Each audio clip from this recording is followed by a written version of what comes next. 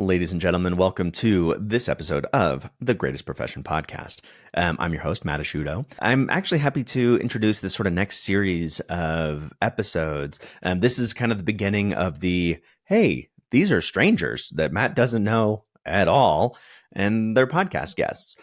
Typically, it's people that I've at least sort of met along the way. Some of them are actually really close friends of mine. Some of them are at least, acquaintances in some way.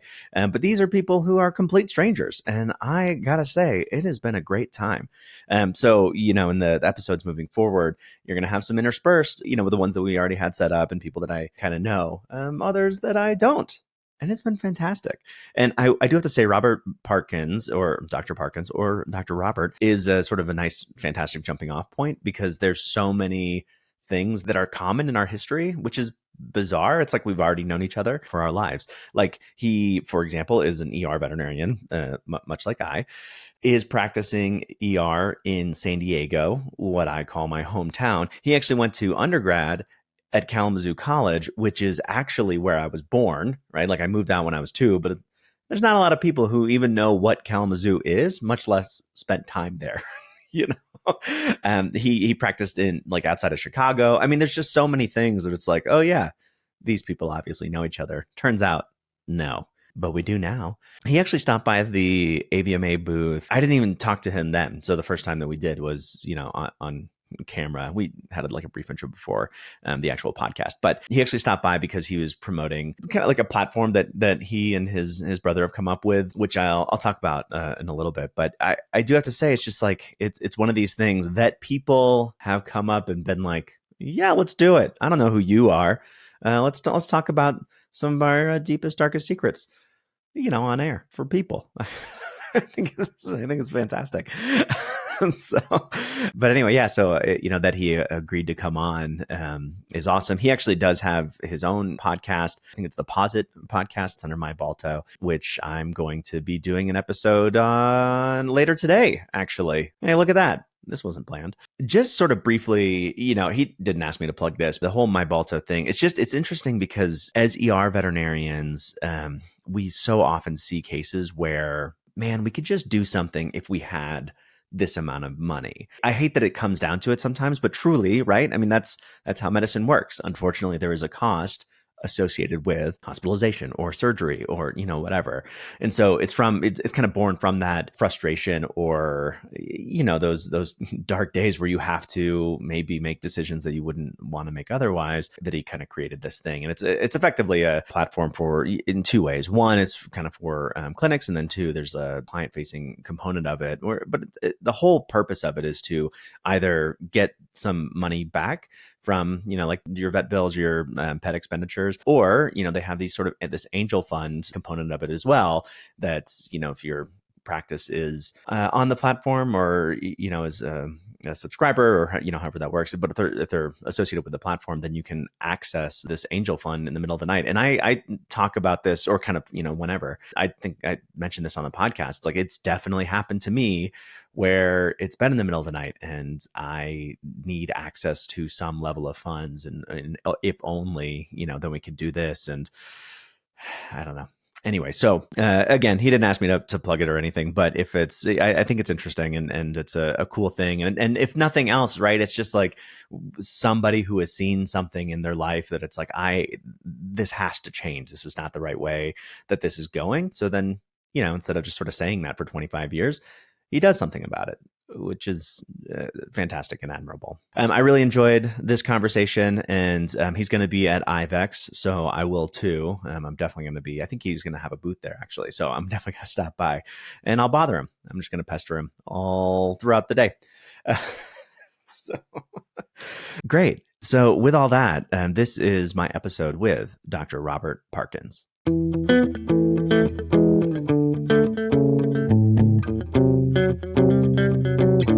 For a single person, even going to the bars every once in a while, you're like, hey, I'm a veterinarian. And then you talk about, honestly, I've stopped using it now.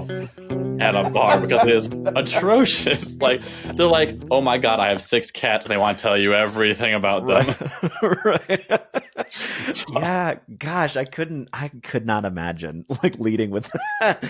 Yeah, because that's all you're going to talk about. Like, and you know that's all you're going to talk about because, like, if you're in elevators or if you meet people like on the street or whatever, as soon as you say veterinarian, it's like some story about, I don't know, the crunchiest animal that they've ever owned. Yep, all the health problems, and you're like, I instantly regret this. Yeah. So, but it's like I used to, because I remember getting out of like my internship, and my intern director, we call her Dr. Mack. She's one of the most wonderful people I've ever met.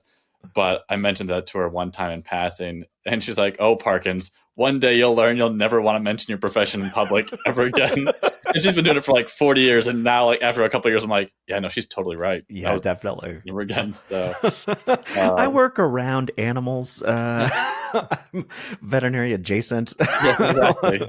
I like them, but yeah, it's kind of funny. I've had even a few of my colleagues were like, "No, I'm in sales." That way, people just leave them alone a little bit, and like, they can talk more about like who they are, and because I think we all do a little more. Like I said, you're also a dad. You do a podcast. Like there's so many things that you do outside of that. Like I like sports, and sometimes people get so focused on that part of it that that's all we are.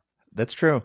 Yeah, when I was like whenever I do Ubers or if I'm like on a plane and someone asks, I'll usually say that I'm a consultant within the veterinary industry.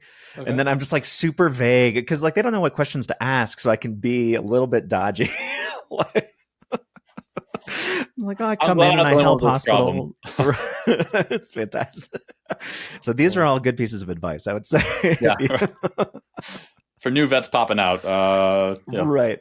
Beat around the bush a little bit. It's helpful. Yeah, exactly. Man, because you don't want to be on a flight. I was actually on a flight, and the people behind me were human doctors. It was a couple that were both human doctors. And then there was a person next to them who like inquired and found out that they were human doctors. And like, you could hear it starting. Like, you're like, I had this growth the other day. And I'm like, oh, headphones are...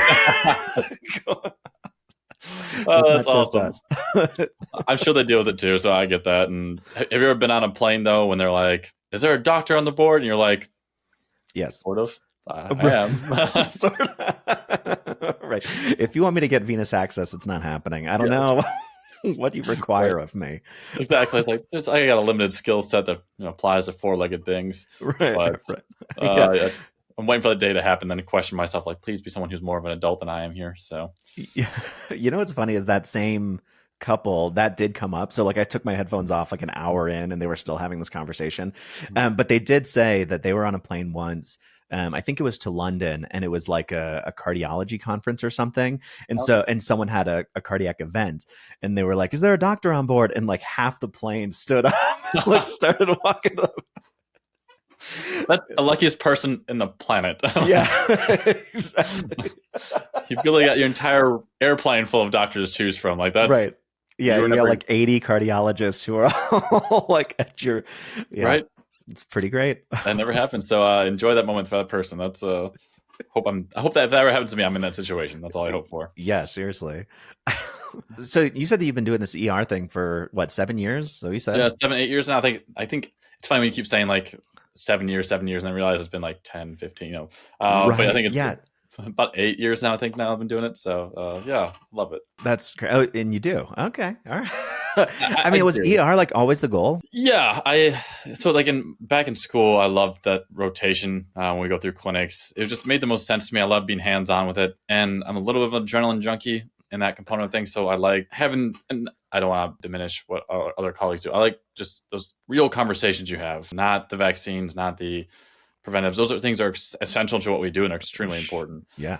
But it's nice to be like, your dog's dying and this is the only way to fix that. Like, it's just very straight to the point, and it's very like, there's no ifs, ands, or buts. It's kind of like, this is just kind of what we need to do. Right. And I appreciate kind of the forwardness I can take in those conversations, and it's a little more real sometimes. But I don't know. Yeah. How about you? Because you've been doing it for quite some time. And yeah, I mean, I actually do agree with that. I like that it's like, hey, there's an immediacy to the results of this conversation. Like, we need to make a decision about, whatever it is. So it's no longer in the abstract. It's no longer like, oh, James is having some urinary stuff. These are some things to watch out for. These are some things that contribute to it. Exactly. And then just watch them kind of let that wash over them. Mm-hmm. It's instead like, well, James is blocked, so we have to talk about this now. Exactly. We got like 30 minutes. Let's go. And right. Yeah. It's nice to have a little more immediacy to it. And just, I don't know, I feel like I like those conversations.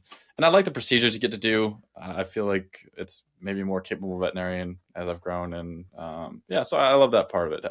I can't do anything else. I don't know if I could switch back to general practice. I don't know. Can you? No. I mean, but like to answer your question, like I've been doing it since 2017. 2017 is when I graduated. So however many 6 years, I guess, is what that is. Because I came back into it after like meandering about. Yeah. But yeah, I mean, like ER, I don't know. It just made sense as a clinical thing because I wanted to know as much as I could possibly know. I had no clinical experience before that. I didn't plan on going into clinical, like anything, like when I graduated. Yeah. So I'm like, I just need as much experience as quickly as possible. Like ER seems like the way to do that. Yep. And then I just sort of kept doing it. Yeah. I mean, I think you're right. I think that there is something about like the immediacy, the unpredictability, like not quite knowing exactly how we're going to approach this. Yeah. And it's like, you have to do this interesting problem solving in the moment, not only medically, which I feel like has a limited number of permutations, but like once you then bring in the person and like, hey, this human being has their own set of experiences and their own set of values, and now we're introducing all this like medical information, how do we get to a solution together? That's actually pretty fun, and I feel like has infinite permutations, it seems. I would totally agree with you. I think it's kind of nice to like find out what the owner's goals are, and honestly sometimes the MacGyver stuff is kind of fun. Like, yeah, that's true. They're like like, I got $400. I'm like, well, I'm not euthanizing your dog today, so we're gonna figure this out. And you just do like a road catheter to go, and it's not. You tell them like, this is not good medicine, but you know what? You can have your dog in a couple hours, and that's what matters. And we'll see if we get lucky. Yeah. So sometimes those things are kind of fun to do a little bit because I mean, how was that show, Dr. Pol? Yeah. Or way back when. I don't know if maybe it's still going on, but like it might be. I try to ignore those things. Yeah, exactly. And I know that was a little more old fashioned, but like our industry has come a long way since then. We did some really cool stuff, and I think even I had someone the other day ask me like, "Oh, so did you go to school for that?" I'm like, "Yeah." I was like, "Long time actually." Spent quite a bit of time. Seems like an eternity. Yes. Yeah. I remember. Yeah, it was not fun. So I think there's like some nuances that people don't recognize as much when they're not in it. And but yeah, I think ER is the only way I can do things. Obviously, I got some side stuff that I'm doing now to kind of like branch out and still help animals, but it's a nice way to like. I don't think I'll ever stop doing ER. Maybe just a little less. Sure. I don't think I'll ever stop it. Do you feel like the adrenaline junkie stuff like bleeds out into your normal life?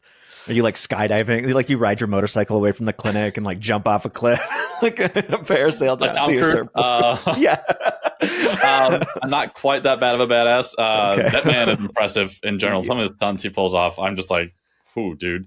It's so crazy. I know. Very cool. I'm very impressed with. I mean, regardless of his, political or whatever associations he has, the man does his own stunts, and they're very impressive.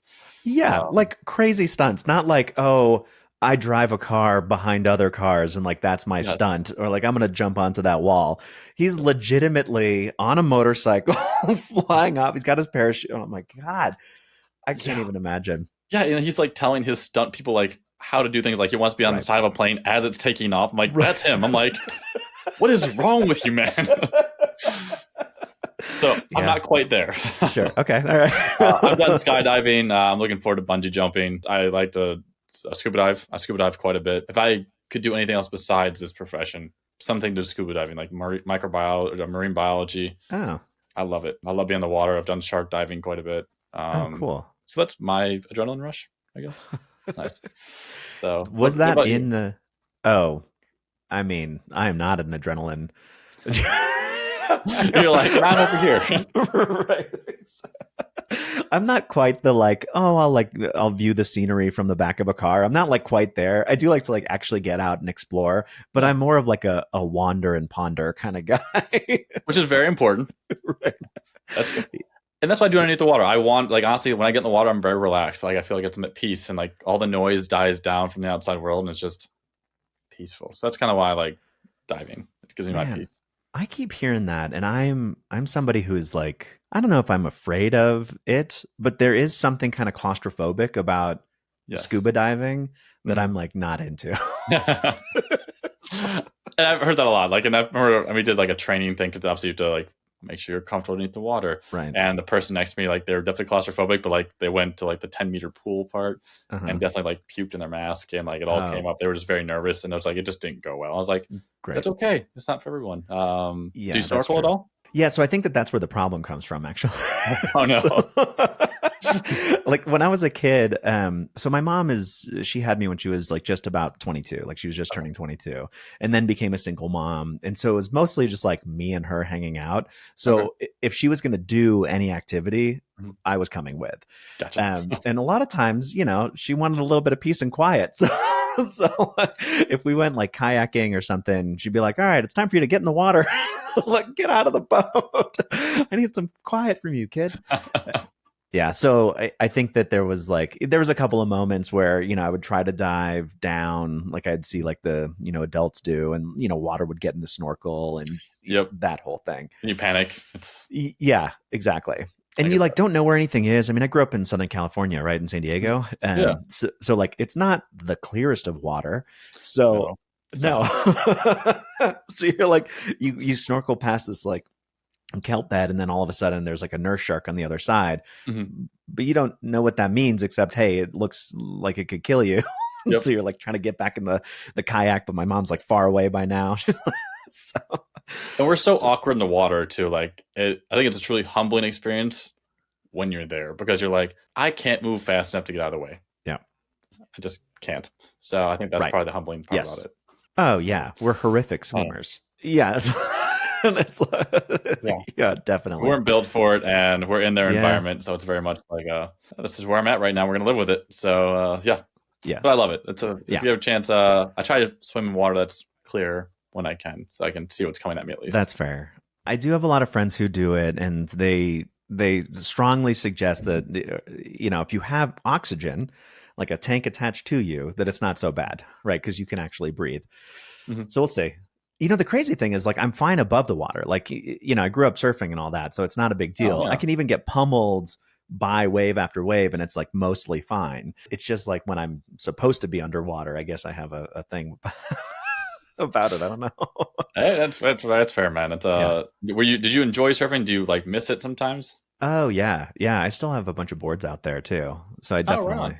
yeah. Well, if you ever come back out this way, you can teach me because that'd be great. Oh, you 'Cause don't know? You don't know how to do it no, yet? I gotta get into it. I've done it a couple times, but like I need someone like who knows what they're doing a little more. So Right. beer's on me if you're ever in town, and Yeah. beer after surfing because God knows I After. don't need to make it any more difficult than it already That's is.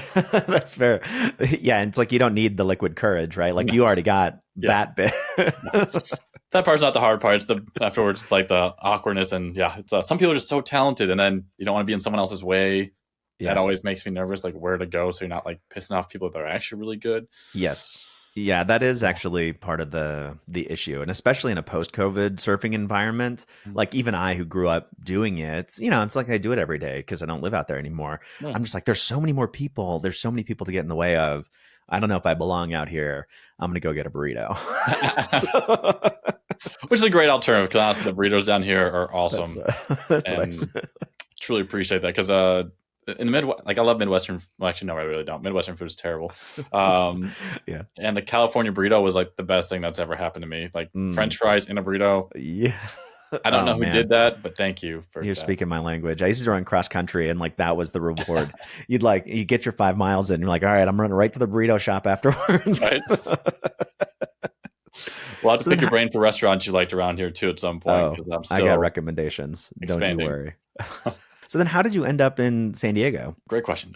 So initially, I worked in Chicago after my internship. My dad gave me the advice of like, "Hey, you're an adult now. Buy a home out here." So I bought a home out in the suburbs of Chicago. Probably Hmm. not the best thing for a young, person to go do. Like all my neighbors are like 70 plus years old. Right. Awesome people, but Yeah, sure. It's their the bedtime was single like life is 6. harder Yep, than it was a little bit different. yeah, playing canasta on Thursdays or whatever. Still a very difficult game to learn, by the way. That's true. But yeah, I worked out there for a couple of years, and one of the things that I think made it really difficult for me is as a young veterinarian, I had a hard time. I had awesome people to work with, and the clientele were great, but there's a big financial divide there where like most of my patients I was euthanizing because I couldn't afford to do things. And that's actually really what led me out to here because at the time my ex-fiance and I came out here and it was just like a nice trip. We're like, hey, we had a really nice time. Like, why don't we consider living out here at some point? And of course, we have a sister hospital out here.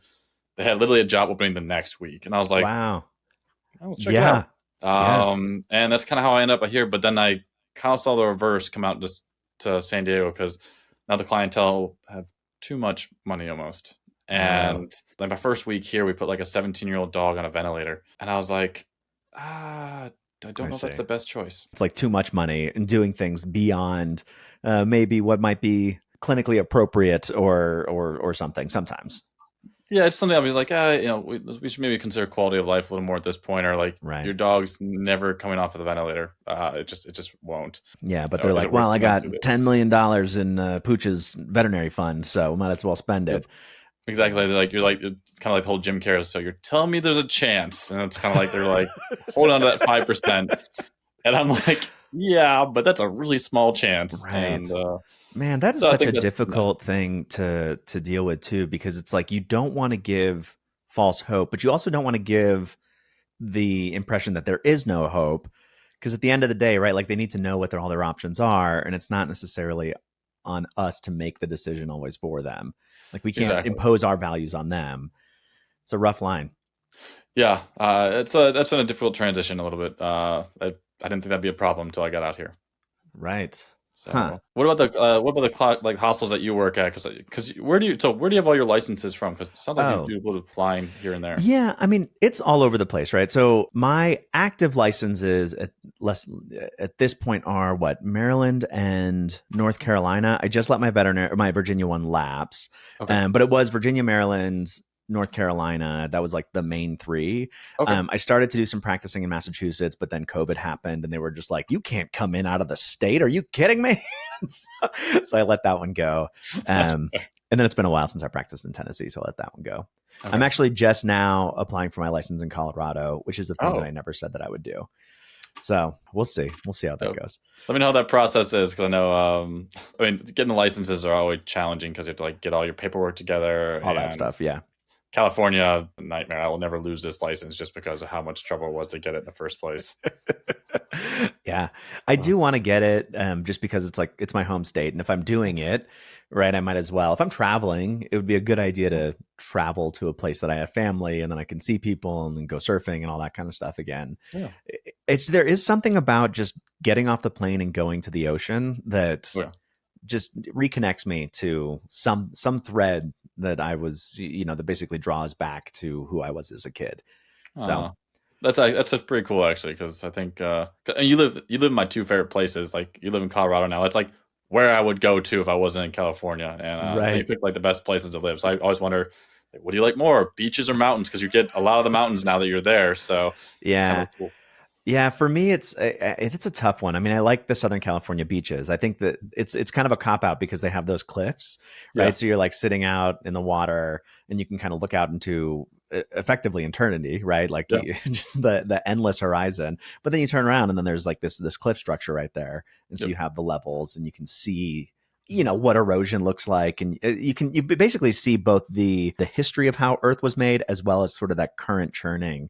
That is nature at the same time. Yeah. So it's a good way of looking at it. Now every time I'm gonna walk by the cliffs now and be like, the history.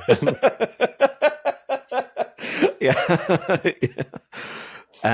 But yeah, to answer your question, I intentionally practiced when I was practicing kind of all over the place. So let's say 2018 through 2021, probably. It was literally all over the place. So it'd be, these clinics that are 3 hours from the nearest specialty hospitals. You kind of have to do whatever you can with a variety of, socioeconomic status, clients coming in. Right. So anything. And then, I slowly kind of transitioned to more specialty referral centers in areas that oftentimes can afford the stuff.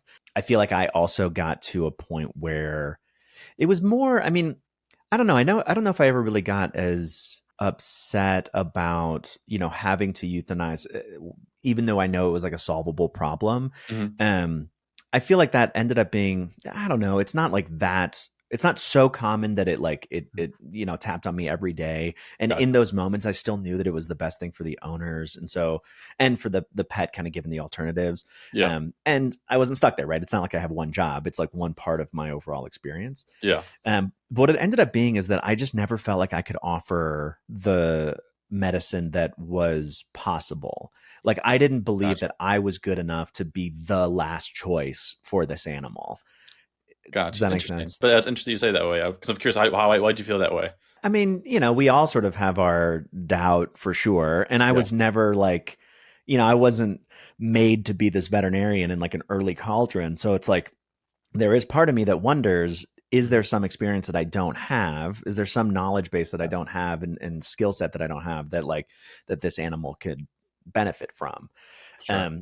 It's most obvious when it comes to surgery, right? Like I'm just not the guy who is a great surgeon. I'm like too thoughtful, and like I'm great about like, or what I really like is mechanism, physiology, that type of thing. I want to like think deeply about a case, come up with like some sort of strategy, figure out what is going on, that whole thing. Yeah. What I do in surgery is like, I don't know, is that tied? Like, is that enough? Am I? So it's just The like, second guessing's real. yeah, exactly. And you're doing it in real time while there's a patient under anesthesia. And it's just like, it's just not my skill set. So being the person who was the last, it's like, if anyone's going to be able to save this, it's me. And like, really, am I the best choice? I think that over time that started eating at me a little bit. Gotcha. Well, but I think also makes you would be a veterinarian I would recommend people to go see though at the same time, because like I'm not perfect. There's a reason I work at the hospital I work at. Right. I'm surrounded by a bunch of very smart people. Yeah. I am not the smartest person in the room, and that's how I like to work. Yeah. Yeah. Exactly. Because Yeah. that way I can always ask for advice, like, hey, what do you guys think about this? And we grow together, kind of thing. So like I know where I'm deficit or what I don't feel as strong about. And I think I think what you're saying is very much it. Like those are the doctors you should trust, the ones that say, hey, I don't know, or we should get you to the next step, because the ones that don't say that and try and do it on their own, the ones that are, in my opinion, a little more dangerous sometimes, unless they really are the best. And that's the person you want to see. But right. Yeah. Yeah, exactly. But I did feel like I was, yeah, and I absolutely agree. There's actually a lot of great freedom in accepting your limitations and like working on them, right? Like you don't want to be like, well, I'm just bad at math. I'm never going to be able to figure out this CRI, and like walking away. Like work on it. But like there's a good thing about accepting your limitations and, I don't know, reveling in your skill set a little bit, because then you get to practice the medicine that you're wanting to practice, and you can get the animals to the right place, and you feel like you're doing a good job there. Agreed. I felt like for me in some of these areas, it was like I was working ER overnights at clinics that were far away from other places. And it's like, I knew I wasn't the best. I knew that there was a step up, but I couldn't get this animal to that step up. Right. Gotcha. So it was like consistently. And maybe if I had like only worked in that practice, then I would have sort of realized, hey, you know what? Like I'm the best option for this animal, period, because of this situation.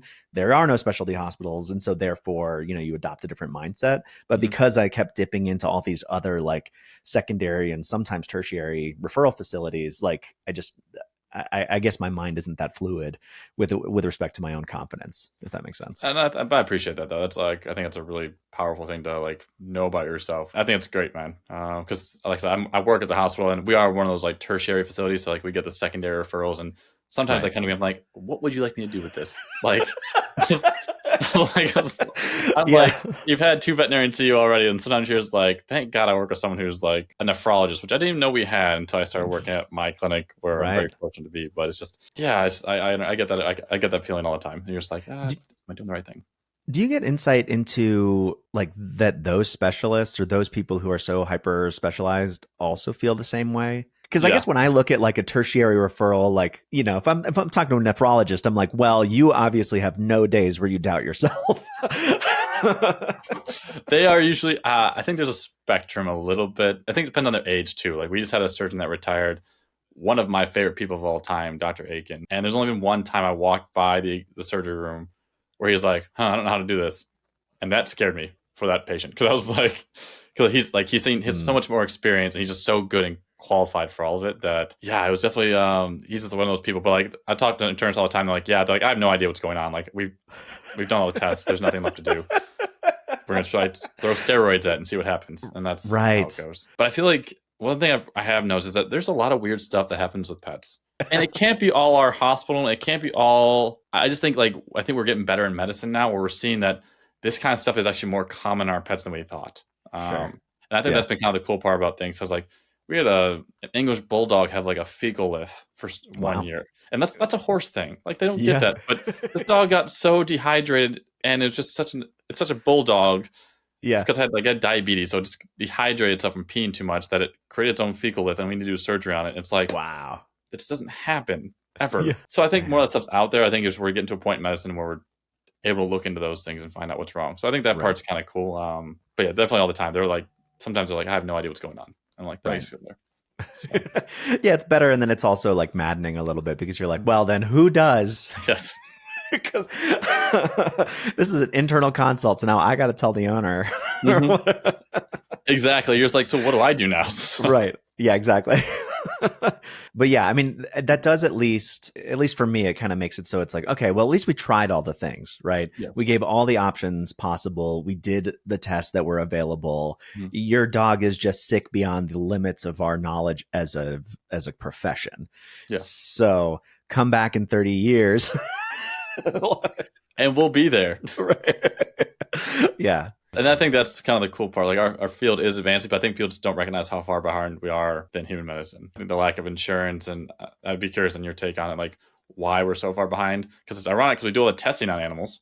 I think we'd be a little further out on things, but all the testing for those drugs you guys use, it started in animals most of the time. So you think we'd be a little further along. Right, right. I mean, I guess I hypothesize that it's still about the research, right? And it's like we have all of this decent-ish sized body of research, but the research itself doesn't necessarily show very clear things.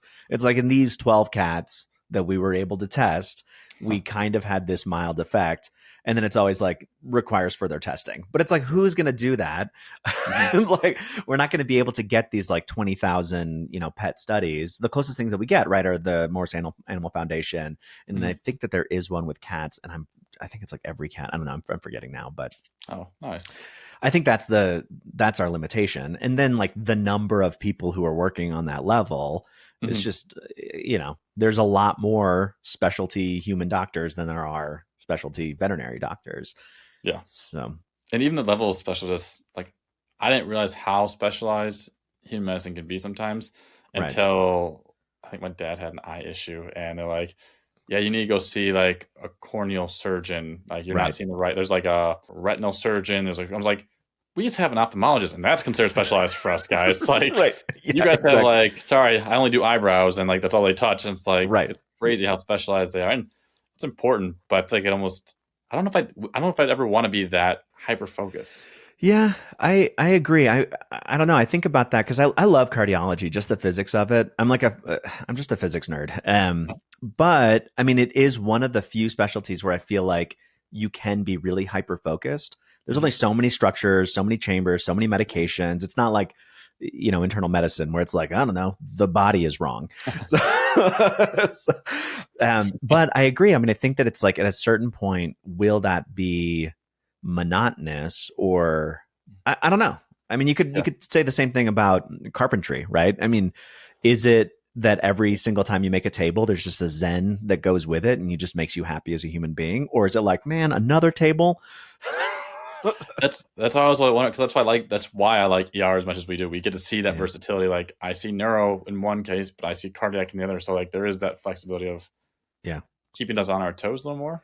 Yeah. But yeah, I don't know. But it's that like, and it does feel like you have to know a lot. It's like it's like the urgent GP or whatever. It's like, there's a lot that you have to know. We kind of know more about like the critical stuff, and they know more about like the wellness stuff, but there is some bit of like, there's no way for me to know all of it. Which is why specialists exist, and that's great and everything. But it does sort of become frustrating. You have to accept it, right? Like you have to just accept your limitations while also simultaneously being like, I'm going to get better too. Yeah. So that's I think it's a good way of looking at it. It's always kind of growing, getting better. And if you are an owner, just make sure you're going to the right person. Like don't come to me about preventative care because I can't help you. Oh It's so bad. I feel so man, bad. when they're coming to me and there's like ear stuff. I'm like, I don't know. It's like I don't do ears for a reason. That's why I work ER. I'm so sorry. Like I'm like, you're literally seeing the worst doctor in the world for this. And Right. I can tell you that it's dirty, but if I try to like do a swab, I mean, I did try. There was a period in my career where I tried to do like dermatology workup type of things. I'm like doing tape preps and skin scrapes and all that kind of stuff. And I had to stop. I mean, the techs were just so mad at me. right. It's like this is not an emergency right now. It's like I know, but I got to do something for them while they're here. And Right. they're like, no, you don't. You can just send them home. Say your dog will live till tomorrow. Right. That's fair. I was like, that's a good point. Yeah. Well, and a happy tech makes a happy doctor, so I try not to piss them off because they're wonderful people. Yeah, that's true. So, I don't know. So, like, how do you? I guess one thing that I'm always curious about with other ER doctors is how you like recuperate between shifts. Like when you look at it on paper, you're like, man, you get to work less than half the month. You got all this extra time to do whatever you want. But I find myself, especially early, it was just like, that's just recovery. It's like you work and then you recover and then you prep for work and then you work again. Yep. I couldn't agree more because everybody's like, oh, you only work 12 shifts a month. Like, doesn't seem like it's like, kind of is though. Like, right. the day afterwards shot. And I think it's the take home stuff. And I'm not sure how much take home stuff you have to do afterwards, but like we see a lot of cases and I have take home work I have to do afterwards. And I have to get out the next day. So like that next day is usually me catching up on all my blood work for the last 3 days that I did. Wow. So, and then after that, then I get a day off. But then, like you said, the next you have like another day until you go back to work. And you're like, well, that was fun. Right. Here we go. Wow. So you really have like stuff that you have to take home and do after clinical stuff. I'm busy nights. Yeah. Like we have to call people back with blood work and stuff like that. And a lot of times like it'll come back the next day. So that's your day off. But owners, and I don't know where this expectation came from, but like, in human medicine, when they have blood work, it takes sometimes like a week or more to get blood work back. Right. And I'll have owners literally within like 12 hours of being at the hospital being like, the results come back in yet? And I'm like, I haven't even slept yet. That's like, guys, it's like killing me. It's still in the fridge to be sent sent call them out. about this blood work. I'm like, I gotta sleep first, guys. Like it's like it's a Man. I don't know. I don't know what I don't know, but you're absolutely right. We left an appointment for like a pediatrician appointment and like we forgot to ask a question, right? And we're driving. It's like 5 minutes later and we call and like we get routed to, the voice message service where they're like, we'll call you back in a couple of days. And we're like, never mind. It's like I'm just not going to worry about it at this point. I'm looking up on Google. Yeah, exactly. So. Yeah, I have no idea. I mean, I have no idea where that expectation came from. And it wasn't really super obvious to me until Lindsay got pregnant, and she's like, man, I'm incredibly nauseated. I just need, something. And so we'd call the doctors and it's like, well, in 3 days or whatever, you'll get a call back and someone will do something about this. And I'm like, why are they expecting us to do this faster? Like, are you crazy? We're slower in everything. It's It's like when we bring your dog to the back and like, oh, we're going to take an x-ray. It's really nice when you're a human. You be like, put your arm out, don't move it. And I'm going to walk out of the room as I push a button. Meanwhile, for veterinarians, it's like we have 3 people holding your dog down being like, it's like Wrestlemania in there. We're like, teach you to sit still for one picture. So it's like, oh God, it's just funny. I worked at a hospital where a radiologist was like, we are not taking any radiographs without sedation, unless it is medically problematic, right? To give sedation. Mm-hmm. It was fantastic. It was already like included in the cost. There's no way around it. It wasn't an option. It was fantastic. That's honestly, I think it's such a great thing because, like, obviously, most times you figure dogs out beforehand. You're like, oh, you're gonna need it. Like, there's that 4-year-old bouncing lab, and you're like, oh yeah, you're getting sedation. But every once in a while, like the really normal ones, like you get sometimes some patients are great. They just sit there and you're like, you are an awesome patient. You're the best part of my day. Yeah. And then it's the lab that comes in who's like, oh, I'm gonna mess up your room. As soon as you get them on their back, they're like, that's it. Like, I'm out of here. Yeah, you get nurses flying out of radiology. You're like, you all right in there? And they're like, no. And just like, I guess I'll just keep writing my notes. Sorry. Yep, it's very true. I think the other part of that's what is it? Oh, the wait times. I'm sure you get this. Like, people expect, like, I'm leaving after 20 minutes because I wasn't seen. I was like, what human ER have you been to where you get seen in 20 minutes? Right. Yeah. I had a friend who went in for like concerns about an aneurysm or something. And they were okay enough that they're like, yeah, you can wait. Still like it was still like 5 or 6 hours or something like that before they like really got seen. What? That's crazy to be like, I think that an aneurysm, like, get their ass in there. Like, that's yeah. But it's like, yeah, that versus like, I don't know, Fluffy's like limping a little bit and like they need to be seen immediately. It's like, man, give us a second, please. Yeah, we'll get there. I promise. Like, we're working on it. We'll see you as soon as we can. Right. I do think that COVID kind of helped in that way. Because I think beforehand, if it was busy on like the busy days, like it was really bad. But like COVID, the expectation I think became more prevalent where it's like, I'm probably going to wait. Like it's going to be a little bit. Yes. I think it started off more grateful. People like, oh, thank God you're open. Like, and seeing things. Yeah. There's a little more like gratuity involved. And that made jobs easier. But then it faded a bit towards the end of COVID where people were like, they're home with their pets too much. And just watching them like, my dog sneezed. I need to come in right now. I'm like, guys, have you not sneezed before? Like, do you go to the doctor, right? Or the diarrhea dog that literally had diarrhea once and they brought them in. I'm like, you've been to Taco Bell? Trust me. You'll be all right. So like, take the dog home, start a plan diet, and we'll talk to you in a week. Exactly. Meanwhile, us ER vets, I mean, literally yesterday, Lindsay and I were on a walk and she's not doing ER anymore, but both of us are ER vets. Oh, nice. Yeah, but it does make it where like, we're walking and Callie, our dog, has diarrhea. Well, a lot of stool and then diarrhea and then like bloody diarrhea and then just like blood. And we're like, well, what you going to do? I mean, it's like she wants to play. She's interactive. She wants treats. I'm like, we'll see how this plays out. It'll be fine. What's the worst that can happen? Well, you got 2 vets for parents. So that's actually fascinating, though. I didn't know. So how is that being married to another vet? I'm always curious about that because, like, do you guys talk about work all the time when you guys were like maybe when she was practicing, or is it more like you guys don't talk about work because you're like, we do it all day. We want just like us time. Yeah, it's a great question. I hate talking about work outside of work. Like I am not a fan. I mean, it's okay to have like a little bit of a, hey, I saw this case and whatever, if it's like, it's seldom.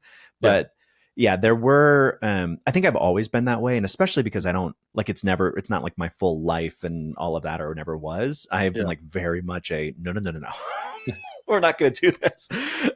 We actually had a bunch of friends back when we were living in North Carolina, and it's like we were all vets, except there was like a couple. One was a pharmacist, one was a dentist, and like, man, they could get going. They were just talking about this case and this case and this case, and I would just like have to walk away.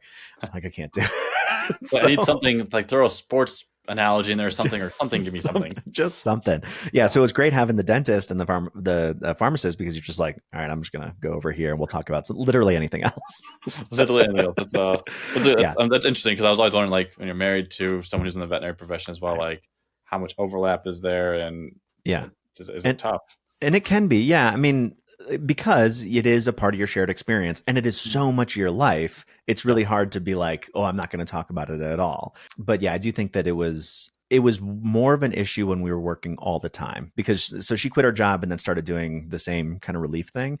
And once we were both doing it, man, that was our entire experience. And so it oftentimes ended up being either we talked about that or we talked about nothing, and then nothing became more preferable. And it's like, that's not good either. So no, we had to find like shared activities outside of it in order to maintain connection. So it was like travel, hiking, things like that. Yeah. But I think that's great. And I think necessary. I think it makes us step back and realize like we're more than, and that's the whole point of your podcast, or one of the big points. Like, we're more than just our careers. I think we get so sucked into it. Yeah. I don't know. It's just nice to have that balance of the other person, the other side of me. Sometimes you have to like set the boundary. Sometimes you have to say like, okay, that's enough. We'll pick 100%. Up, here a little bit later. But like what you were talking about, being single, talking to someone, being like, I'm a veterinarian, and now that's it. Now you're just talking about, whatever. What would you do if you weren't a vet? What's your like, if you could do anything else you wanted to do, what would you have done? Man, what would I have done, or what would I do? When I was a kid, and even now, honestly, my dad always tried to encourage me to like strap a guitar to my back and just start wandering the United States. That's what your dad encouraged you to do? Yeah. What? But Yeah. your dad sounds awesome, by the way. Yeah, But it's yeah, like, exactly.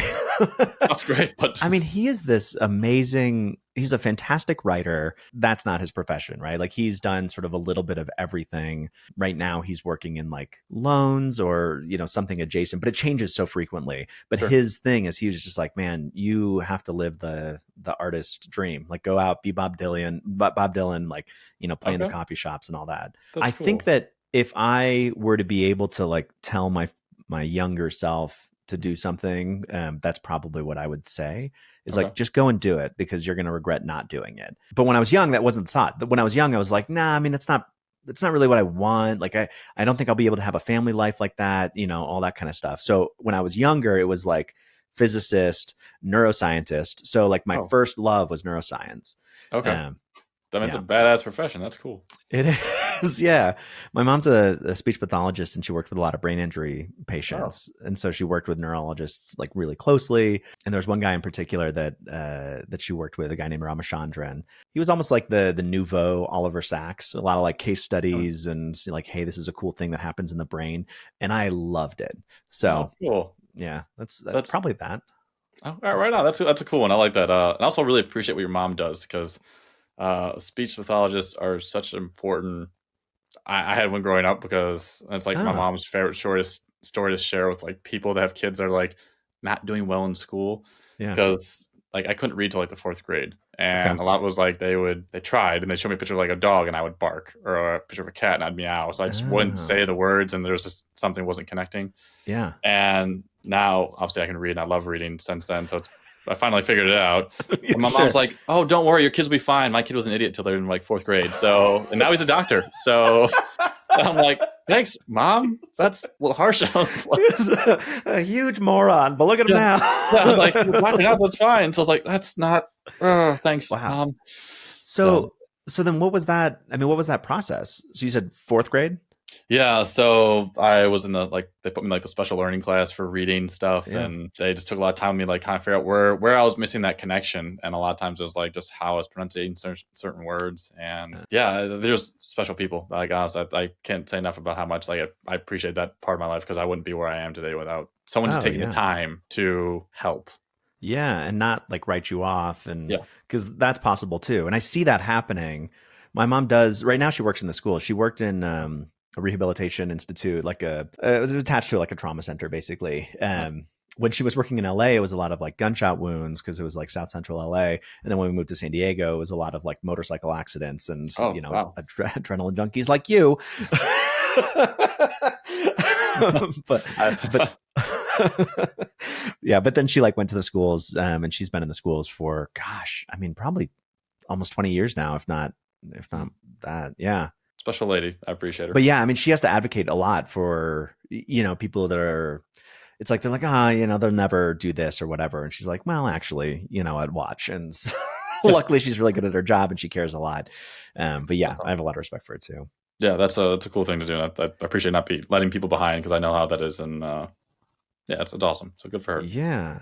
I mean, was it something that was so kind of quarantined off where it didn't affect like your other social endeavors as a 9-year-old or whatever? That's a good point. They're really good about like they would just take me out of class for like that hour. Like when they were doing like English subject in class, they would take me and a few other students that were struggling into like a separate room where we'd have just more individualized attention to like, and it was just a public school. It wasn't like a fancy, just person just really cared and realized we were just struggling and they wanted to get us there. It was cool. It made a big difference. It's interesting. So I actually worked in that classroom that you're describing when I was in college because nice. I needed a job, and my mom, like I said, she works in that industry or whatever. Sure. So that was me. Like I would go, and it was primarily like math because that's like my skill set. Yeah. But yeah, people struggled with like math or whatever it was. Like it was just me, and I'm like, I don't know how I'm qualified to do this, but there was someone supervising me, right? And I had like just a little table, and you got like 1 or 2 kids at a time, and you help them out, and then they go back to their classroom. It was super fun. Oh, I think it's a blast. I used to do some tutoring growing up, and like helping someone reach that point where they understand something. And you don't have to be like, I think, a professional tutor to do it, just like you said. Like it's just sometimes just taking the time to go over something. Mm-hmm. And I think the really smart people are the ones that are sometimes harder because it comes so easy to them. Yeah. that when you get the ones, there's like, I had to struggle through it, but I know how to get it now. I can help you get it too. I think that goes a long way. So I think that's Absolutely. I would have been a teacher too. I think if the pay was a little bit better. I feel bad. Sure. I feel bad about that, but it's not. The profession needs to be respected more at some point financially, because it's just a big part of how it's our future. Yeah. That's a whole different pedestal though. And entirely. Yeah, exactly. I mean, education is, oh man. Yeah. Because even if you go into academia within this industry, right, like you're taking a pay cut. Like you know that you are, and you're hoping that, it's like, does the calling sort of, make up for the differential? Yep. Is that what you would have done if you didn't go into vet med? Yeah. That or the microbiology or the marine biology, one of the two, but I love teaching. Like, I think it's just a fun thing to do. I like to see people grow, and make those connections is really cool. Yeah. Do you find that do you do that like while you're working? Like, do you have that kind of relationship with like the nurses and, interns that come through or whatever? Yeah, I'm very fortunate. We have interns and residents through our hospital, so I kind of get a little bit of that, and that's probably the reason I won't ever leave, just because I like that. It keeps you on your toes. You have to constantly keep growing too, because things are changing in the field, and I don't know everything. So, I mean, the easy answer is always like, that's a really good question. Go look it up and tell me what you think. Meanwhile, I'm like, what is the answer? So, but it's a good way to learn. I think you have to be in this profession with that growth mentality. Like, I want to keep getting better in some capacity, whether it's just better your technique, better understanding of what you're doing, or just better people skills. I think that's a huge part of it too. What do you think, like, I guess over the past couple of years, like, what do you think that thing is for you where you're like, I'm not good at this, or I'm not as good at this as I want to be, that you've had to like force yourself through? That's a good question. I think when I first started, it was more just the knowledge base. I feel much more comfortable in my knowledge base now. People skills, I've been pretty blessed with. Like, I can talk to most people, but now it's kind of that advanced understanding and really those procedures that I maybe didn't know as well. Like trying to get, I'm more like catheter placement. Actually, more the technical stuff. I think honestly is now. Oh, I didn't have a lot of tech experience. I'm not sure if you did. Some doctors did. I'm not your guy. If you need a catheter placed, I'm like, I mean, I can draw you a diagram, and if we need to cut down, then let's do it. But I'm not the guy who's like going to get it in the dehydrated 20-year-old cat. No, man. Honestly, I'm the same boat. I think that's probably what I'm trying to work on the most now, because like if it comes in the middle of the night and like there's nothing else here, I'm like, all right, can I do this one, guys? Can you teach me how to do this? Because like, nice. It's because that's the one opportunity of working at night. You can do it then. But yeah, also the technicians though, sometimes when they place a catheter in those cats, they're like you said, the 20-year-olds that have been dehydrated for like a week. Yeah. And there's nothing there, and they get the catheter in. I'm like, I'm taking you to the hospital with me if I ever get sick. You can place my catheters, because there's no one that can do it better than you can. I'm very confident what you're doing. Yeah. And we've all been stabbed by the nurses or whomever, like the phlebotomists. Many times. And I have good vessels too. I'm like, you can see mine. Like, stop hitting me. It's the worst. So yeah. And that's actually really nice. Where would you kind of grow into of your next steps? My next steps? I mean, that is sort of its own thing. Gosh, I think that I have definitely reached a place where I could be comfortable. I can see myself turning into like an old timey doctor who's like, well, this will work. And, just giving shots to things. It's like you're just far out enough where technically the stuff that is relevant. Mm-hmm. You've built enough of a clinical skill set and a clinical reasoning skill set where you can kind of do this well and you're fine a lot of the time. But then you get into this place of like, do I continue to try to like push myself and learn more things? And for me, it's all about like, what are the new things that are coming out? Like, what are the new pieces of physiology and whatever that like we didn't know when I was going through school, and how does that adjust my practice now? So for me, it's actually kind of diving back in. And I was actually just talking to Lindsay, because she works at CSU. I'm like, can you get access to like the current vet lectures? Nice. Like go back through vet school almost. That's a really good point though, because honestly, I would kill to go back through vet school courses again. Like, now that I know what I need to know, go back and really focus on those things, because I think I love my anatomy group back in vet school. But like, we listen to Milan half the time while we're doing like our anatomy dissections. Like, I don't love the three guys that I was with, but like, we were goofballs, and like, would I have liked to may have more attention to where those vessels were at? Yeah, 100%. So yeah, I would go back in a heartbeat to do some of those things. Man, it's interesting because it's like I approached it from the opposite because I didn't know what would have been important. And I was like, very much like, I don't know, like I need to know all of these things, but everything was equal opportunity. So it's like I knew as much about parvovirus as I did like any other virus. So like you don't realize how much more prevalent one is going to be than the other in your like life moving forward. Yeah. So yeah, it might be nice to like go back and be like, oh, pay special attention to this because you're going to see it literally all the time. Yeah, exactly. Or now every once in a while, someone brought up a disease I haven't seen in literally since vet school. I'm like, God, now I have that memory space to actually know this and like record it because it's just, you'll see it now and you're like, yeah, you'll pay attention to it now. But like when you're learning so much in vet school, like I don't think people understand how much information is thrown at you in vet school. Yeah. People talk about the whole different species talk. Yeah, okay, that's fine and all. Like we do learn a lot of species, but we all specialize to some degree at some point. Right. I couldn't treat a pig now if you asked me to. I'm sorry. Yeah. I just can't. And the diarrhea they have is excessive. Right. But like that was the worst part about boards. Like, what diarrhea do they have? What virus is causing it? I'm like, all of them. Don't know. Yeah, it's like there's like 20 choices. Yeah, they're constantly having diarrhea. It is all of these things, probably. I'm never going to touch a pig again. Just let me do a dog and cat thing, man. I found my niche. I'm going to do it. Yeah. But yeah, you're right. Even within species, right? Like you learn a lot because you are learning not necessarily like everything that the person who's teaching you knows, but like a good portion of it, right? And it's like these are people who have very specialized educations who know a lot about the subject that they're teaching. And they're like, this is important. I want to like put that through. Yeah. And then you get that from everyone, like the endocrinologist, the neurologist, the, et cetera. And it's just like, that's just so much information for you to know. Yes. Which I love. I mean, I loved that piece of it, but it's also like, you're not going to remember it all. No, you can't. And I think you made a great point. Like if I can go back and do it all over again, God, how some of those things would stick a little better now. I remember some of those things just a little bit more because they're relative now. Like they mean something. Yeah. So I would 100% actually, if that was an opportunity and still get paid while I'm doing it, that'd be great. Sure. Yeah. I got a kid to think about. I'm not doing anything. Volunteer. Go into another couple $100,000 in debt. Just Sorry, son. I take your education back for my own. So right, you can work your way through school like Dad did. It's fine. Yeah, so. Exactly. Man, that's funny. Yeah, but yeah, I love the industry. It's a cool place to work. I think we're very blessed. And oh yeah. But I'm curious to see how it's going to change the next couple of years. That's for sure. Did you do an internship?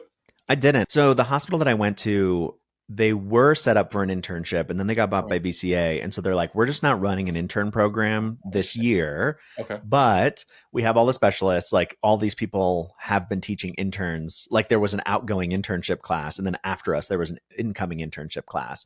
So it's just like me and my buddy who like we graduated together went down and like benefited from getting a full salary as well as the like advice and the structure of an internship. Oh, nice. Yeah.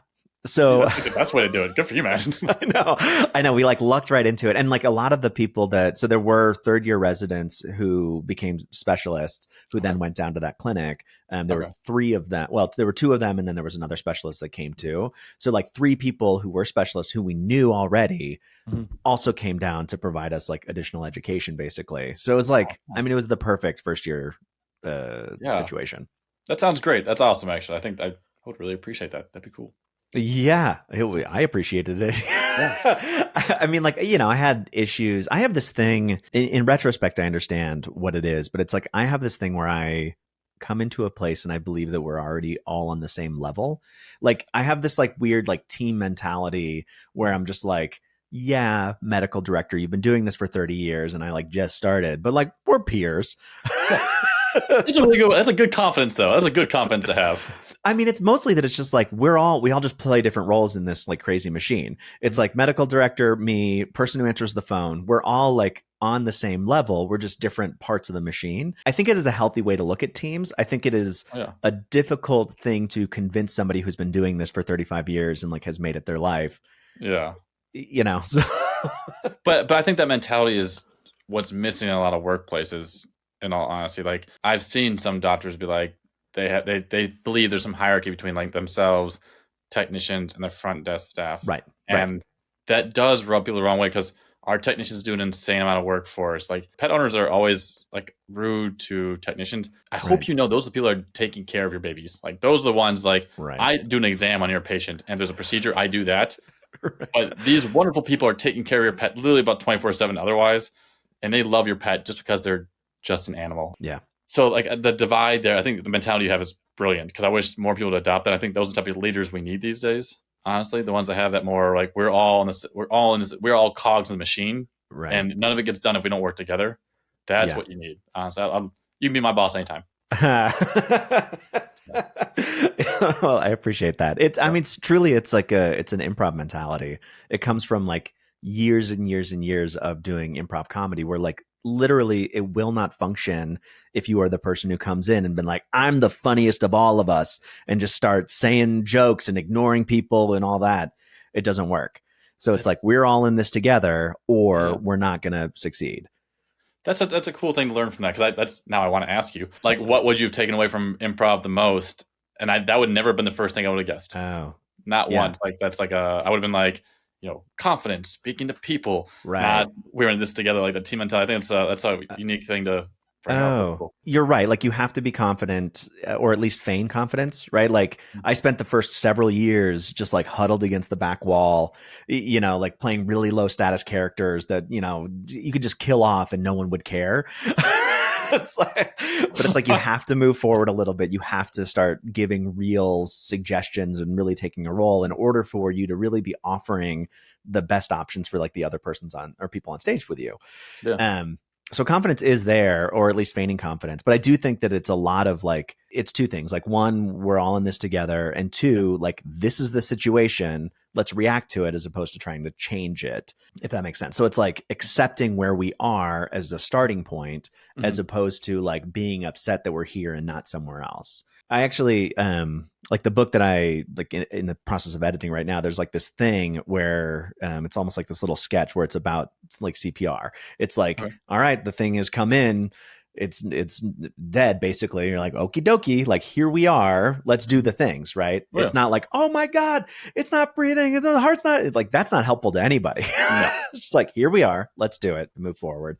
And then like wherever you get, okay, cool. Now here is where we are. It's like our new baseline, et cetera, et cetera. No, I think and CPR is a great example because like as a true team effort, like all parts of that important, whether you're pulling up the drugs, whether you're doing chest compressions or whether you're intubating, like they're all very important and I cannot do them all at once. So like it takes an art, like it takes a village. And I wish, so I think it's a great mentality to have. Well, I appreciate that. Yeah. I mean, it helps me survive at the end of the day. So, and that's all this profession's about. I feel like sometimes it's surviving. Yeah, exactly. Which does sort of bring the question, like, a couple of years ago, you sort of decided, you know what, ER life isn't consuming enough. I'm going to start this whole new enterprise.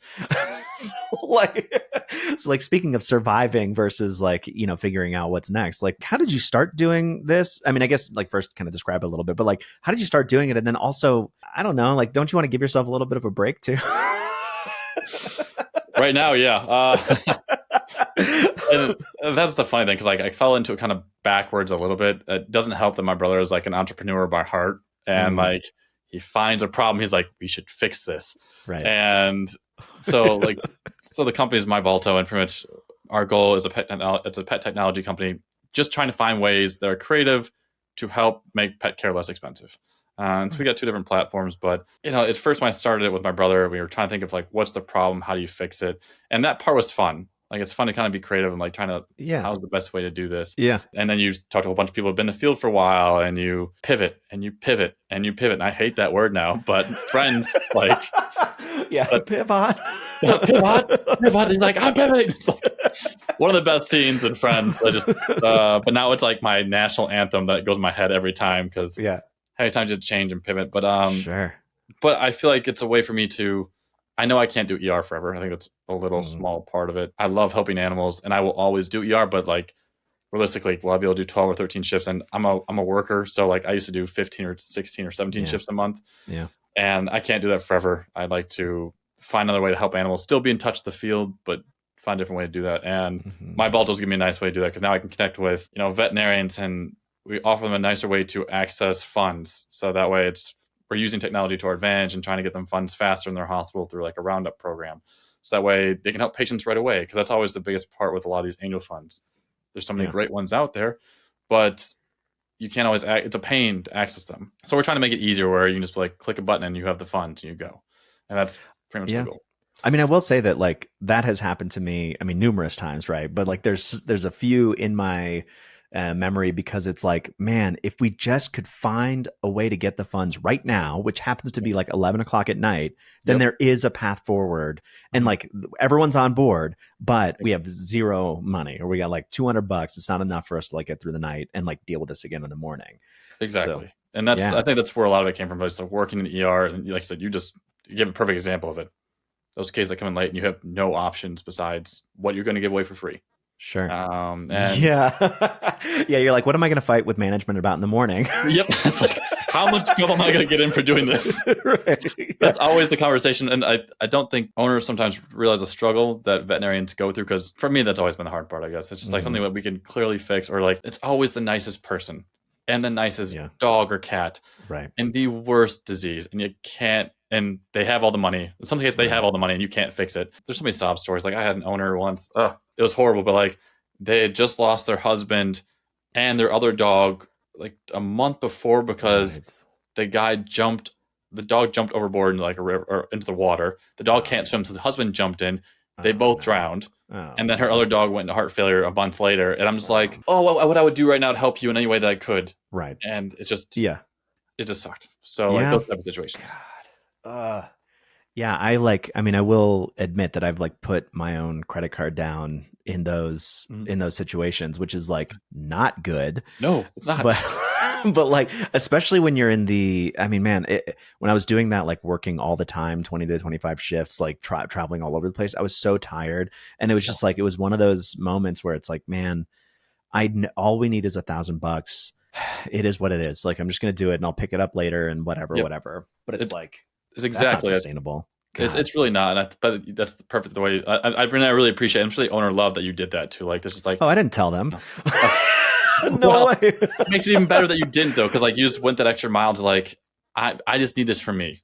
I mean, that's exactly what it was. This is not like any sort of benevolence or anything like that. It's just like, I don't think I'm going to be able to let this happen at this point because of like every emotional thing that's come up to it. I mean, I have the ability to then pick up another shift and make it up on the back end, whatever. Yes. Like I need this. It is not, I mean, like, yeah, sure. It's like for the animal and all that kind of stuff, but like, it was not like some benevolent gesture. I needed it to survive. Yeah. It's like, there was a point a couple months ago where an owner was like, there was arguing about hospitalizing their pet. And I was like, their pet needed to be hospitalized. And I was just like, I can't, like, honestly, if I can go home. Yeah. And that I was like, I reached that burnout point for a second. And I was like, that's not healthy. I need to take a step back. Yeah. And go from there. Cause I think that was a point where I was like, when you give up a little bit, I was like, that was a problem. I was like, I don't want to be that either. That's scary. That's the whole point. We want to help the animals, and regardless of how difficult owners are being, like, find a way to help them. So, but so how do you, I mean, go from the like emotionally taxing events that are, ER medicine and like, take your free time, which should be recuperating time, and then fill it with this other thing while you're trying to like build this platform? It's actually kind of a nice change of pace because I get to like give hope, which is kind of nice. Like I'm now giving people that I care about.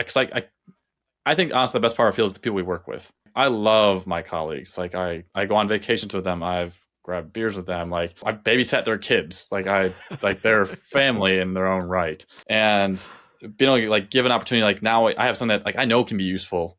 It can help out your clinic, and it can give your team an opportunity to like help patients in need and reduce some of that like compassion fatigue. It kind of renewed a little bit of like energy for me during the week because I get to like talk to people like yourself. Like honestly, I don't know if I would have met you beforehand if I wasn't going for like a networking type thing. That's true. And so like it's given me a chance to like meet awesome people, find out about their background, and do a lot of what you're doing, but just not as cool as you are. But just like doing that and find out what people do though. And I think that's it's been reinvigorating a little bit because now I can balance that with like. Yeah, the shitty part. Sorry, can I swear on this? Yeah. Maybe. Like, as much as you want. There's some episodes where it's basically just like a long string of swear words. Okay.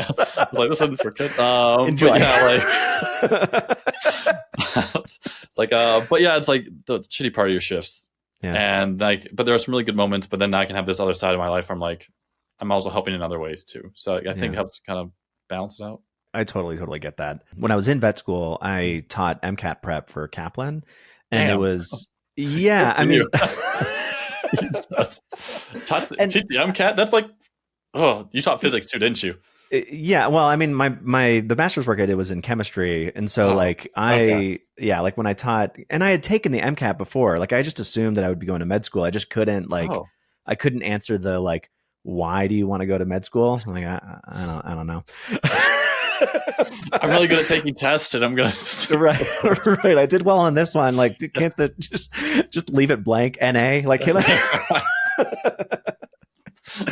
But like, to your point, teaching the MCAT, like, it gave me the energy to then be able to like go back and sit through lectures and kind of face what I didn't know, because there's a Yeah. lot of uncertainty and self-doubt that comes in vet school too. Like, we kind of forget that now, but like at the time, a lot of us were pretty miserable. Like, how are we supposed to know all this? Like, Oh I feel boy. like such a moron. Like, this person's so much smarter. Like, why am I here? All of that. Oh man. And I got to counteract it with teaching, which, as long as these guys did well, then it's like I knew that I was at least good at something, right? And it was enjoyable to do. So That's awesome. I love that. That's and so true. Everything you just said, so very true about vet school. It's like, and it's not like where what was it? They say pregnancy brain, where like you have a child and it was a miserable experience, right. and as soon as like it's all done, they're like, "Oh, I want another one." It's not like that for vet school. Like, I don't want to go back to vet school. I appreciate learning about it again, but not to the same rigor. I think that we put to the first time. I do think we forget a little bit. Okay, so our dean, he said something along the lines of like, man, vet school was a hoot. Like, early on, that's what he said. Okay. And about a year and a half in, I'm like, I guess a hoot is some sort of sound that you make when you're in immense pain. That's very accurate. I don't know what the hell he was talking about. Yeah, I was like, there was a lot of pain and just suffering. Yeah. That's funny though. But yeah, I think that balance, I think, is important for, like, it sounds like I love that you found something like that you get to do. And I think like parenthood can sometimes, like, that's exhausting too though. I feel like that's also really tough. Like, yeah, I mean, sure. Yes. I think that we're well suited because we have the ER background. So it's like we're exhausted, obviously. You're like, I'm used to this. Fine. Right. But no, I mean, it's like, it's a totally different thing. And it's different than anything else that you'll do in life, it feels like. So that's nice, right? I mean, and anytime that you're playing on different parts of your brain or skill sets or that other things are required of you, I agree. I think that it's like, it can be restorative, and if nothing else, it doesn't necessarily tax the same resources. So yeah, I think it's a really good way of putting it. Tax the same resources, I think, it's the best way to phrase it, because like, I'd go back to moving furniture if I could. I used to love moving furniture. It was one of my favorite jobs because I didn't have to think. Yeah. Move, and it was great. Yeah. I used to work at a movie theater. That was my first job. Well, it was my second job, but the first one I like really enjoyed. But the best, I still like the feeling that I would get when, and this is when movie tickets were, God, I sound so old. Movie tickets were $6.50. Oh God, I miss those days. But like, I would be in the box office, and a lot of people paid cash because that's primarily what you would do. And so there was this feeling that I would get when I would pick up $3, just 3 singles, just like that. And the two, the 2 quarters, like boom, boom. And you just like give them their tickets and everything. It was like this, you were in this weird fluid state. It just felt amazing. So yeah, I could definitely see how moving would be the same thing. Yeah. It was just a nice way to relax, and just like, it wasn't as taxing. Yeah. I'm gonna miss that. What was your favorite job growing up? Like, do you have a job that you're just like, I mean, probably that one. My favorite job, definitely. Yes. I mean, it was like the perfect high school job. I got it when I was 15 and a half. Okay. And so like, that's 2-ish years of being in high school still while you work at the movie theater. So you're like the guy that people see when they come in. You can like get them their free popcorn. You can get them like free tickets and stuff. Totally. And it was just like, it was fun. It was varied. Like, you can just like, oh, I'm going to go like sweep up popcorn, which at the time it was cool. So I really did love it. And like, it was, as long as you're doing your job, no one bothered you, which I loved about it. That part be nice. It's like no one's mad at a movie theater. Like, most of the time you're going there like just to go watch a movie, or like you're on a date, or like you're just in a pretty good mood. So like no one's ever really mad at you for something. That's true. Yeah. You're right. I mean, there's like very seldomly, right? Because people are like, there are people that are jerks, like no matter the situation. But yeah, most of the time it's like, it's a good time. That's why you're there. Everyone's enjoying themselves. Yeah, that's why honestly, like, I'd go back and maybe be a bartender at some point, just because like, can you really be mad at a bartender? Like, you're mad at me, I'll give you another drink and you're happy again. Like Right. Yeah. it's a quick solution. Like, all right, have another beer. Cool. Exactly. Great. Get Yeah. out. It's like, I mean, I guess I should say that like improv was probably, I mean, I guess I don't think about it as a job. Like, yeah, like that was my job for a while, but it's just like, I don't know. It felt like something entirely different.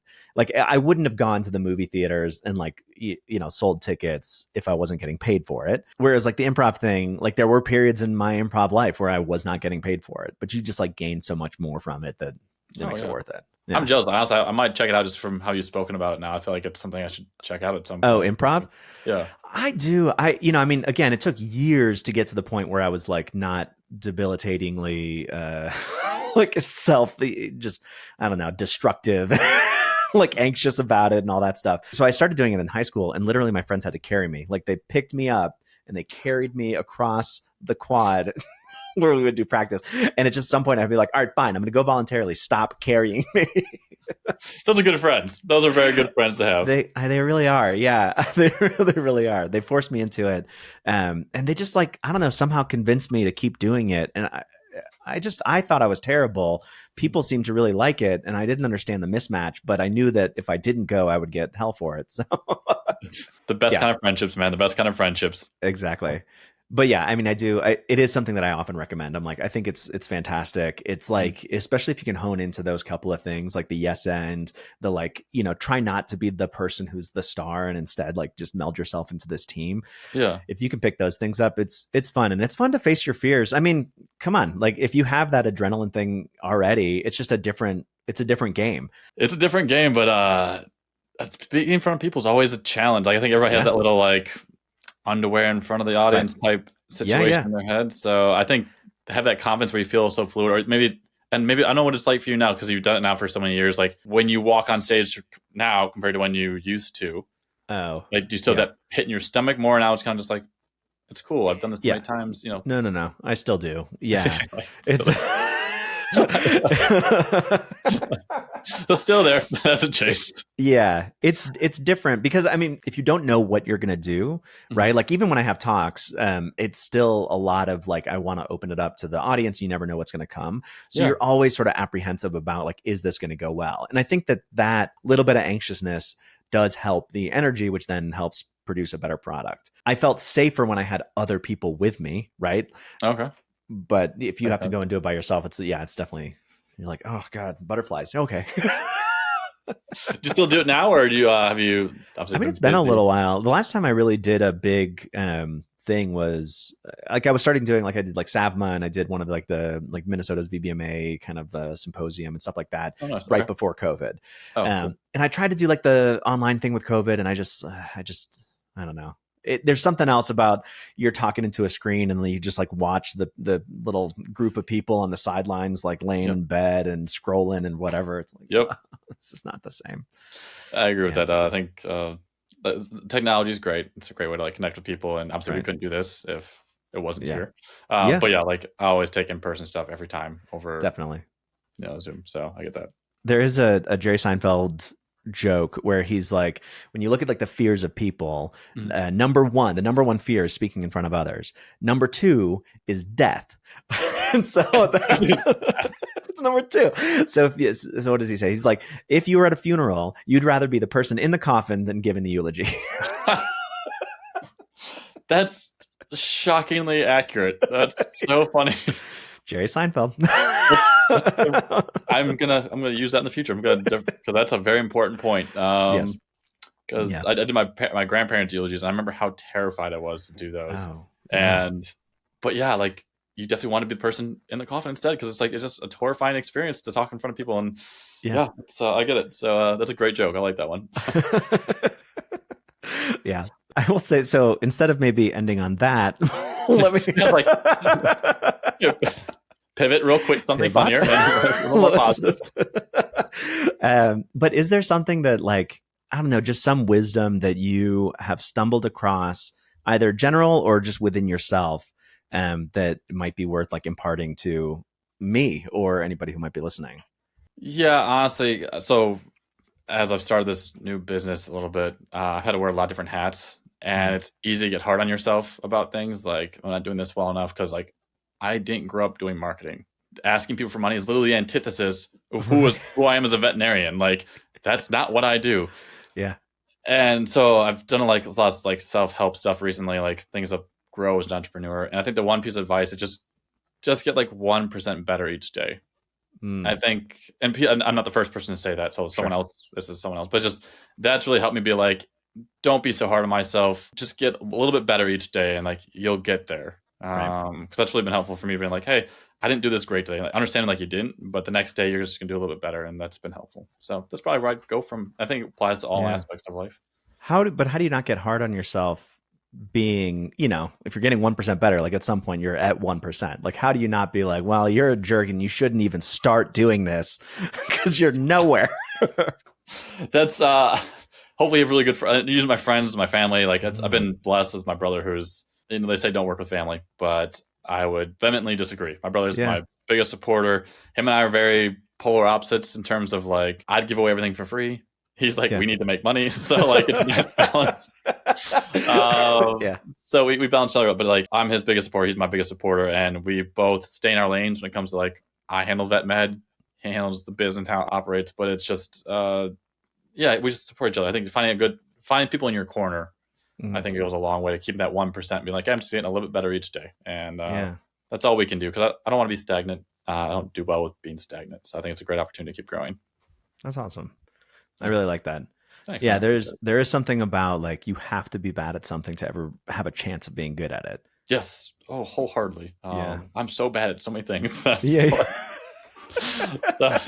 it's a nice way to stay humble too. I think that's I appreciate confident humility. Yeah. But I'd like to ask the same question of you though, because I feel like you probably are asking this question to a lot of people. Like, so what's one thing you'd impart to people that you've learned or you try and keep from day to day? Yeah, I've definitely learned. This is the thing that like it just popped into my head is leading from values, like figuring out what it is that you truly like, what you truly want, and then try to make decisions accordingly, because that makes things a lot easier. Like maybe I've given this example before, but it's like there was an opportunity in my life early, like well before vet school and grad school and all that kind of stuff, where I was offered a pretty good amount of money to do a job that I would have been miserable doing. And I went back and forth, and I just like ultimately decided that I can't do it. It's not worth it. Right. Good for you. Yeah. I mean, yes, it was very difficult at the time. And then after that, I was like very unemployed for, You're like, do I have regrets? Yeah. Yeah. That's like just now, which is like maybe 15 years later, that I'm like making approximately the amount of money that I was offered then. So like, I would have had a lot more to show for it. Sure. But yeah, I mean, I've already made that decision once. So whenever it comes up in the future where it's like sacrifice, like home life or, whatever, in order for me to take money, I'm not going to do it. I already made the decision once. And, similarly, when I was figuring out like what hospitals to work at and, what types of medicine I like to practice and things like that, it's just about sort of what is it that inherently feels right for me? Like, what are my core values? Yeah. And then it just makes all the other decisions easier. You just have to sort of rely on like, oh, I've already decided this. These are my values. This is what I'm deciding. Gotcha. No, I think that's great. I like following your passion, I think, is a huge thing. And I got friends that are still they finally figured it out, but it's been like 10 years after they went to college. And like, I wish I didn't go to college for this because I didn't like it that much.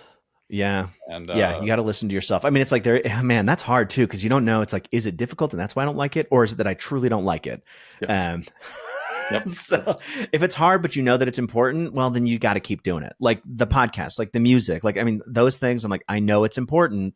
It sucks. I'd rather be like hiking or riding a bike or whatever than this nonsense at this moment, but it's important, but it's hard and that's okay. So I'll keep doing it. But it's like, that's different than it doesn't align with me at all, but I'm going to keep going forward just because. Yes. I think that's great advice. Cause I think, there's a difference between like, it's almost like quitting because it's hard or quitting because you don't like it. There's a difference. Sure. Yeah. And, I think that's a good way of looking at it. So, I agree. Definitely. Man, this was great. Thank you so much for coming on and doing this. I had a lot of fun. No, man, I had a blast. Honestly, it's like a nice little therapy for myself. So I really appreciate it. Like, just, like my dog is a great conversationalist, but it's nice to chat with someone for a little bit. And yes, so I really appreciate it, man. It's been great getting a chance to talk to you, and I hopefully I get to see you very soon in IVEX. Oh yeah. So we'll grab beers then and catch up. And yes. yeah, man. I'm Thank you thinking for about, having I know I only live like an hour away, but I'm probably going to end up getting a hotel. The more I think about it, I'm like, well, I got to, and we'll just bring the baby, Yeah, come on set up his down. crib. It's like a family affair, man. That's and Exactly. honestly, it's a nice way for everybody to get out. And it's like a little mini vacation. So, Exactly. Just into the city. yep. So, well, cool, man. Oh, it was Yeah. great talking to you. Thank you Great talking to again. you, man. I really appreciate it.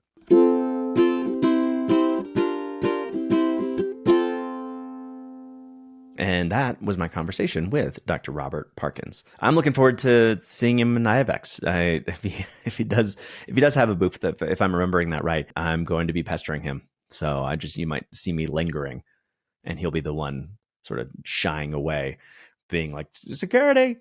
Uh, that'll be our relationship. Yeah, I'm gonna go ahead and try to do one of these reflections episodes again. So I'm not gonna keep you for too long. But just another quick shout out to, if you want to check out his stuff, mybalto.com, BALTO, and then my. He also has the Posit podcast, and that is a PAWSIT. It is a pun. Now, I will say, if you go to my Balto, there's quite a few puns. He's a fan of the puns, or whoever came up with the site. So there's that. I'm gonna just have to write down, as a recent dad, I'm gonna have to contribute somehow. I'll just write down as many horrific puns that I can think of between now and then. And we'll see if they make an appearance. Again, I guess I'll be on an episode of the My Balto podcast if he decides to, or the Posit podcast if he decides to put it out. But yeah, with all that, I have so thank you to Dr. Parkins. I'm super happy about how this all turned out. And again, be on the lookout. I got some really fun stuff coming up and some other things in the woodwork. So that's about all I can say right now. But with all that said, may all of the rain that you get wherever you are actually nourish the plants instead of flood them out, because I mean, that's what's happening right now to my garden. I didn't know like a rice paddy would look like until I looked at my garden. I'm like, oh, okay. You can wade through it. You never want to wade through anything to get tomatoes.